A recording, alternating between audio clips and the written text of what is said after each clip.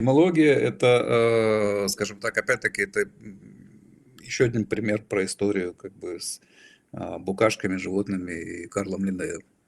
Ну, вот, опять-таки, как и в случае проксиологии, не Мизес придумал это слово, вот, но тем не менее он об этом говорил и другие исследователи. Но науки такой, да, которая бы вот там пыталась понять собственную там какую-то аксиоматику, там еще что-нибудь, да, и границы свои, свой предмет в конце концов, вот ее не существует.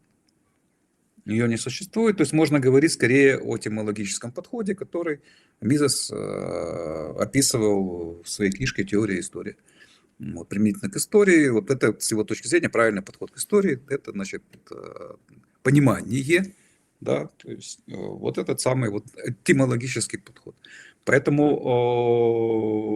не имея сейчас четких границ, не имея сейчас предмета, вот, мы ничего не можем сказать толком этимологии, но так или иначе этот подход мы используем, потому что он вполне себе нормальный, функциональный, но опять-таки в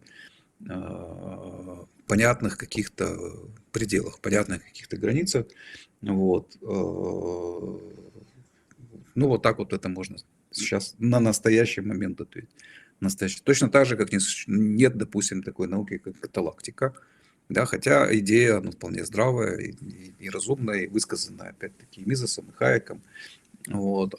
И Хайек там много раз, например, говорил о том, что он ну, как раз каталактически исследует экономику, да, как каталактику, отделяя ее от экономики как хозяйствование, как управление, которое еще там Ксенофон придумал, как управление, значит, своим имением каким-то, да, фермой там или каким-то там своей там латифундией. Вот. Это разные вещи, а действительно в экономике современные, они все спутаны в одну. То есть каталактика — это наука об обмене и все, что из него следует. То есть, это, собственно говоря, наука вот о людях, да, то есть как они действуют на рынке. Вот. А экономика — это наука об управлении хозяйством. И, ну, соответственно, там со всей бухгалтерией, с его финансами и так далее. То есть то, что вот у нас проходит по разряду так называемой макроэкономики, но оно и задевает, к сожалению, и микроэкономику тоже. То есть, поскольку в мейнстримной экономике все вот эти вещи перепутаны, то поэтому это одна из причин, почему эта мейнстримная экономика не жизнеспособна.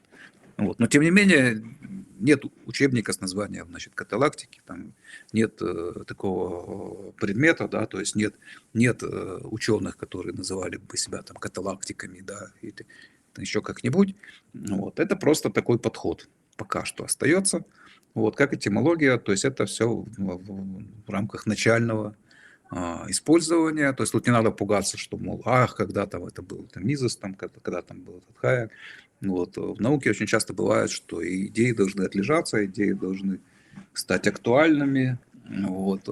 И время для познания, оно идет не так, как для нас с вами. Вот это, для науки это было вчера. Да? То есть это совсем недавно. Два открытых, так сказать, поля: каталактика, этимология, для того, чтобы там дальше разбираться. И я думаю, что есть уже такие люди, которые это делают.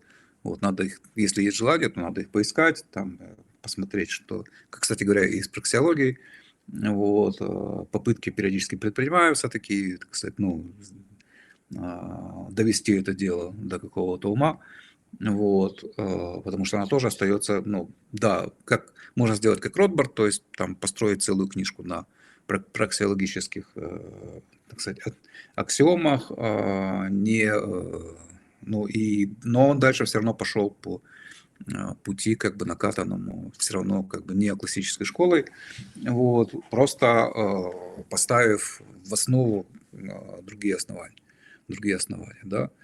Вот. Но должен быть какой-то общий другой какой-то проксиологический подход, который бы не обязательно упирался бы только в экономическую теорию. Его, ну, пока нет, то есть нет там терминологии, нет там инструментов, вот, а единственный продукт, скажем так, пока что проксиологии есть экономическая теория.